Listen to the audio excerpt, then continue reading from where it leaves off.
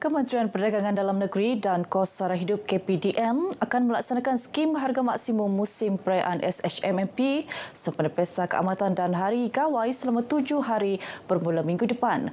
Menterinya Datuk Armizan Mohamad Ali berkata, SHMMP Pesta Keamatan dilaksanakan dari 27 Mei hingga 2 Jun, manakala SHMMP Hari Gawai bermula 29 Mei hingga 4 Jun.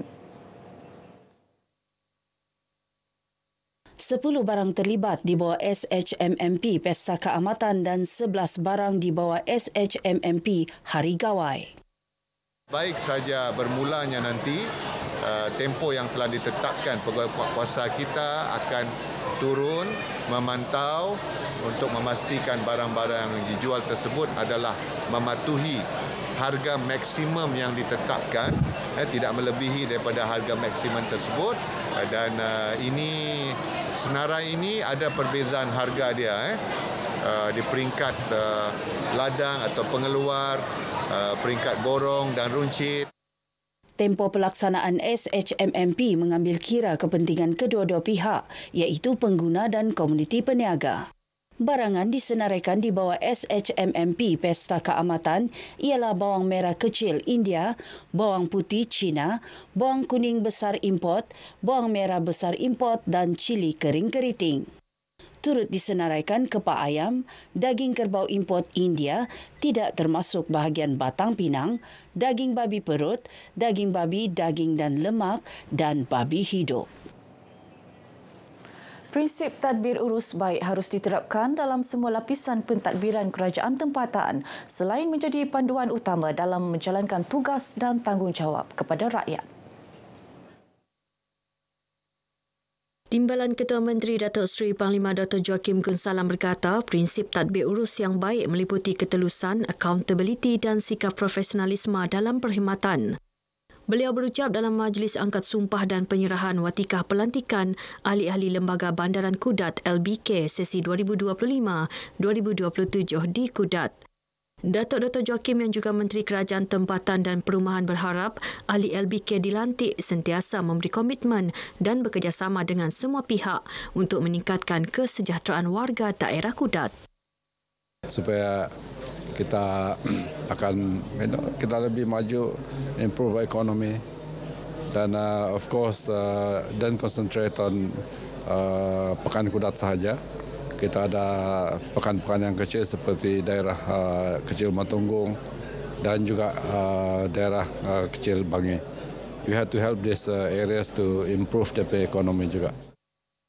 Seramai 18 ahli lembaga menerima watikah pelantikan pada majlis ini. Kerajaan negeri telah memperkukuh tadbir urus korporat dengan melaksanakan pelbagai reformasi serta menubuhkan sebuah jawatan kuasa pemantauan khusus. Ia bagi mempertingkat prestasi syarikat berkaitan kerajaan negeri dan badan berkanun negeri. Pembantu Menteri Kewangan Datuk Julita Majungki dalam satu kenyataan memberitahu langkah itu komitmen kerajaan memastikan ketelusan, accountability dan kesan ekonomi mampan melalui entiti korporat milik negeri. Ketika ini, kerajaan negeri secara langsung mempunyai kepentingan dalam 27 syarikat induk dan 22 badan berkanun terlibat dalam sektor strategik seperti perladangan, tenaga, pelaburan dan pembangunan hartanah.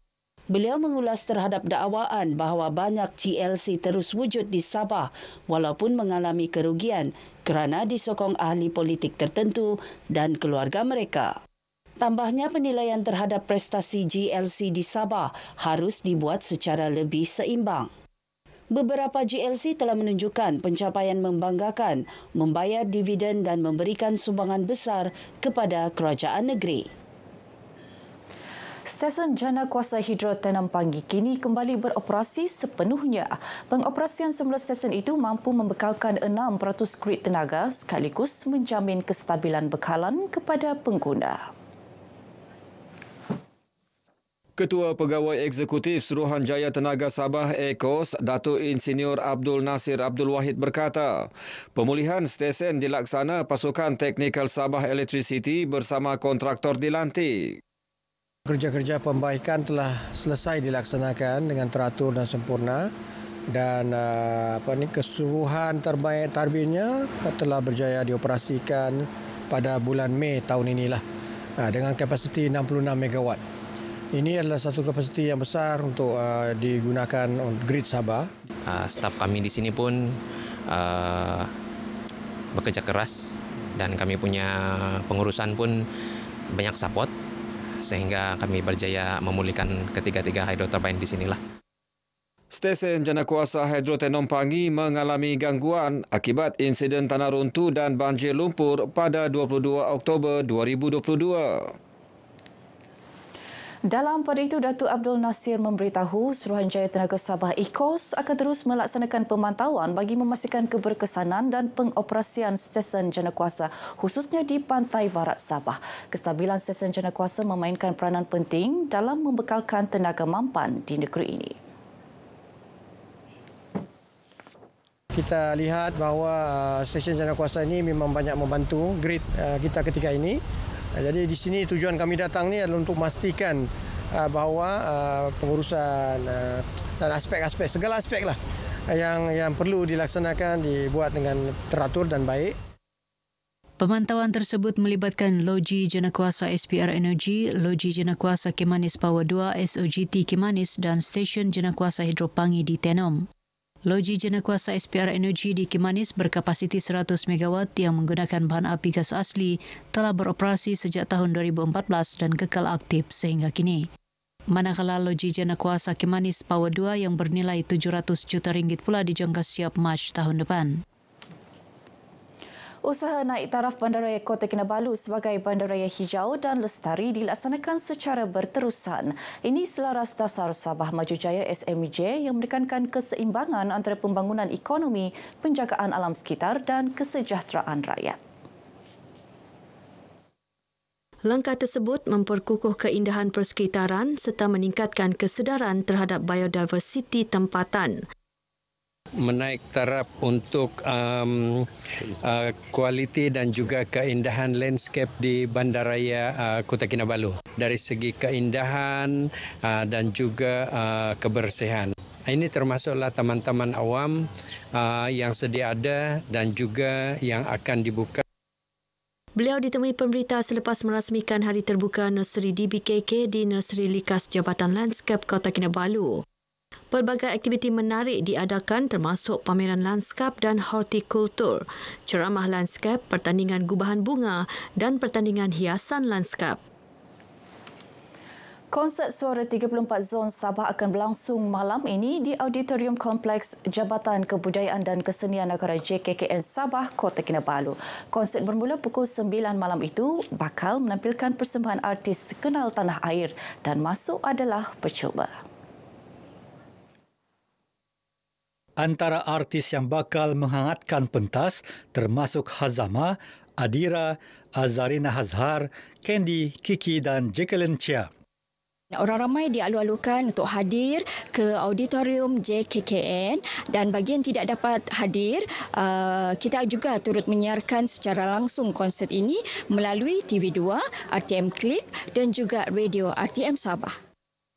Beliau ditemui pemberita selepas raptai penuh konsert Suara 34 Zon Sabah di Auditorium JKKN Sabah, Kota Kinabalu.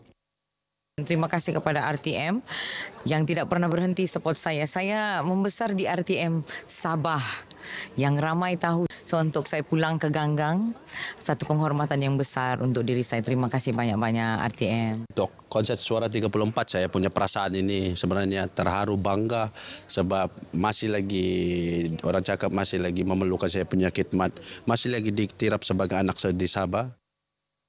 Konsert malam ini bukan sekadar persembahan hiburan, malah sebahagian usaha bahagian program radio mengukuhkan jenama Suara 34 dalam kalangan pendengar.